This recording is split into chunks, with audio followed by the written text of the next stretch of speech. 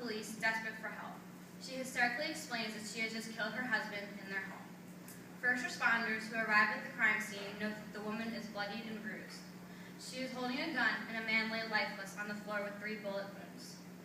While the medical examiner determines the man's cause of death, the police look for trace evidence of gunpowder on the woman's hands. They take her to the police station, where she is questioned about the events of the night. The woman's responses are confused and at times incomprehensible. Later on, she would remark that she could barely remember what she said or did that night. Pictures are taken of her injuries and documented as evidence. Eventually, she is booked for murder. Testimony at the trial indicates that her husband had sexually assaulted and beat her numerous times before. He had threatened to kill her on the night he died, which pushed her over the edge. The woman had no prior criminal record and was the primary caretaker of her 3 children. Neighbors and friends described her as sweet, harmless, and selfless.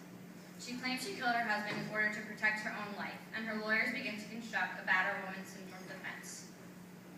The above scenario is unfortunately quite common in today's society. Women do not typically kill other people, but when they do, these homicides are 7 times more likely to be carried out in self-defense than those that are committed by men. Woman abuse, both physical and sexual, is a widespread phenomenon in the United States, whether people like to admit it or not.